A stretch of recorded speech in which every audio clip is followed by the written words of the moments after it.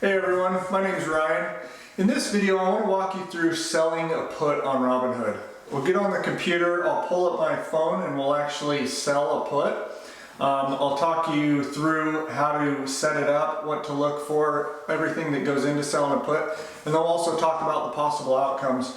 In this video I'll close out that put, so I'll cancel it as well, so you'll be able to see how that's done. Without further ado, let's get into it. Alright, so real quick, we'll just go over the types of options here. Each option has a buyer and a seller. An option is essentially a contract between a buyer and a seller. We can buy or sell a call, or you could buy or sell a put. Either way, the buyer, whether it's a call or a put, the buyer pays the premium and the seller collects the premium. So in this case, we'll be selling a put. Selling a put gives us the obligation to buy 100 shares of a stock. So that can be kind of confusing at first. Is you're selling a put, which really means you're buying 100 shares. So that's the put part. We're the seller of the contract, but being that it's a put, we are buying 100 shares. So don't let that confuse you. It's just something you'll learn, is that selling a put means you're actually buying shares. So selling a put gives us the obligation to buy 100 shares of the stock that we have chosen at the strike price, which we get to choose, by the expiration date, which we also get to choose. So we will go in there, we'll find which stock we want to buy, and then we will select the strike price that we think is a good price for it, and we'll select the expiration date that we would want to have this contract expire by. For entering this contract, we collect a premium that the buyer is the one paying. I'm going to sell a put and then I'm going to close that put, just to show you how it works. But just know, selling a put gives you the obligation to buy the shares of the stock at the price you choose by the expiration date you choose, and you get paid for this. Even if you don't buy shares, you still get the premium. So no matter what, this premium is ours. So I'll open Robinhood here. I'm going to look at buying BNGO. It's Bio-Nanogenomics. Basically, this is just for demonstration purposes. This is not a stock I actually wanted to buy, but I'm just going to do it for this video. So we'll click the trade button at the bottom. You'll see trade options there. If you don't have that, it's because you have to go into your settings with Robinhood and you have to enable options. So once you do that, you'll have that button. You can hit that. Now we're going to select our expiration date up here at the top. March 19th is 2 days away. For BNGO, they do monthly options. Some stocks will have weekly, some do monthly, so you'll see different expiration dates. But these are our choices, and they do go further out. But for this, we're just going to stick with this March 19th. It's only a couple days away. So our premiums are going to be lower, being that the expiration date is close. But these over here on the right, these are our premiums. Now each contract is for 100 shares. So like this $9 put, we're looking at 56 cents per share. That's $56 in premium. So one important thing we want to look at here, we got to make sure that we are on sell and put. We selected our expiration date. It pulls up. We have to make sure we select these correctly. So we don't want to buy. We want to make sure we are on sell and put. So now we've got our expiration date set by this Friday. We have sell, put. We're good there. Now we want to select our strike price. And this is just saying, if BNGO were to drop to $8 or below it, then we would be obligated to buy 100 shares if the buyer of the contract wanted to exercise. The buyer of a contract usually will not exercise early. There's no benefit for them. They would lose money by exercising early, even if the share price dropped down really low.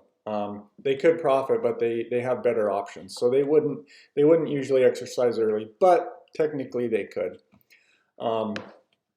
But what we're looking at is an $8 put. That just means that we would buy 100 shares for $8 if this were to drop below $8 or even straight at $8 by expiration. So We collect a premium of 17 cents per 100 shares, though, is $17. So we get paid $17 to enter a contract saying we will buy 100 shares at $8 if the share price drops between now and March 19th, which, like I said, is 2 days away. Pretty good odds it's not going to do that. Robinhood has their own system for finding the odds of that, and they say it's a 78% chance that I would profit, that I would not have to buy the shares. 78% chance that BNGO will stay above $8 over the next couple days. So I will select this put. I'm going to select the $8 put for March 19th. I'm selling the put, make sure that's all correct. And it pulls up how many contracts would I like to buy. Now, you don't want to sell a put. You don't want to buy into an option like this that you don't have the money to cover. So this is an $8 put times 100 shares. I need to have $800 available to place this trade. If I didn't have $800 available, I would not have the collateral. Robinhood would not let me make this trade. So now that I'm selling the put, $8 put for $3.19, the number of contracts, each contract is 100 shares. I just want to enter one contract. Now I get a bid and ask spread. So this is just the price difference between the bidders and the askers of this contract. Robinhood will set us right in the center, which is a good average, just to stay in the middle. That is a good odds that our contract will get assigned. So basically I got my one contract. I'll ask for 17 cents. I can change this if I wanted. I could put 18 cents, which would correlate to $18. I could change it to 16. That way it guarantees it gets filled. And for the video, normally I would leave it at 17 and just be patient with it getting filled. Sometimes they fill quickly, sometimes they can take a few minutes. For this video, I'm going to change it to 16 so that it gets filled quickly and we don't have to wait. So by doing that, I'm at the bid price. I'll make $16 by making this trade. We click review. It just says you're agreeing to buy 100 shares of BNGO at $8 per share on or before March 19th. If I'm not asked to buy them, which means if the stock price doesn't drop below $8, then I will keep my collateral and I'll keep the $16. Once I swipe up and submit this, no matter what, this $16 credit is mine, whether I buy shares or not. If I get assigned, I buy the shares at $8 per share, I still got paid that $16. That $16 doesn't go away. If the stock price stays above my strike of $8, it stays up there at $8.81 or somewhere close to that, the option expires worthless. I still keep my $16. So no matter what, that premium is mine. So we will swipe up to submit. It says received. It's instantly filled, which is going to happen because I lowered my credit there. So now I just got $16. That $16 goes right into your buying power. So it goes right into my buying power right here of $7.94. But with that option, they take my collateral of $800 and they set it aside. So now it shows me all my information on my option that I entered. This means I'm -1, I sold a contract. My equity is $17. That's essentially what the current price is for this value, for this option, what the value is for this option. So current price is what it's currently valued at. Average credit is what I received. So I received 16 cents, which is $16 for the 100 shares. The current price right now is 17 cents, which shows my today's return and total return as being $1, just in that which I took when I set up the trade. So at this point, I would just wait until Friday comes. If the share price stays above $8, my contract would expire worthless. I get my $800 of collateral back, goes right back into my buying power, and I didn't buy any shares, and the contract's over. I could sell another put at that point.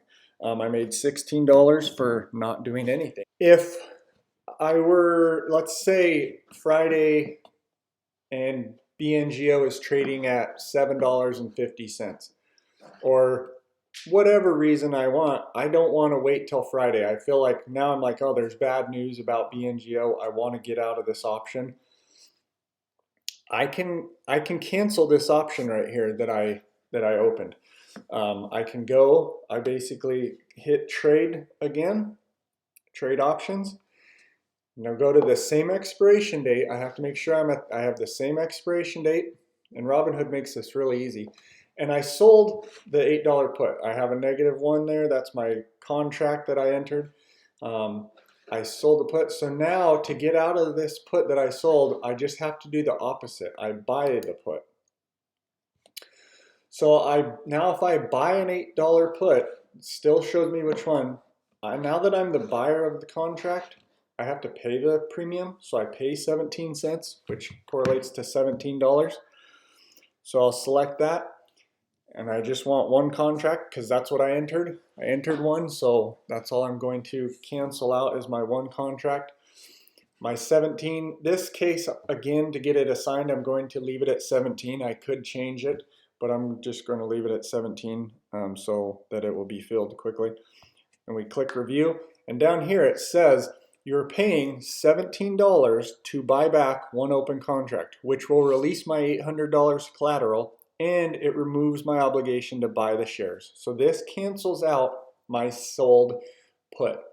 So I sold the $8 put for $3.19 at an $8 strike. I'm going to buy the put for $3.19 at an $8 strike, and this cancels it out. So we can swipe up there, and it was filled. So now I spent $17.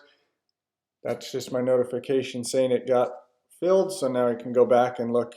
I got my $800 back. I have my buying power back, and I no longer have the BNGO option. So it's that simple right there. I literally went and sold a put, collected the premium, turned right around, and I bought the put to close it. And overall, I lost $1, but I did that just so I could show how it works.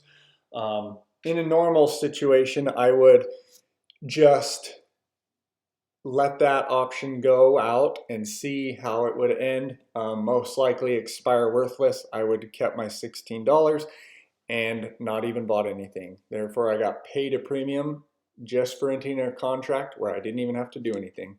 That is the best case scenario with selling a put. All right, that wraps up today's video.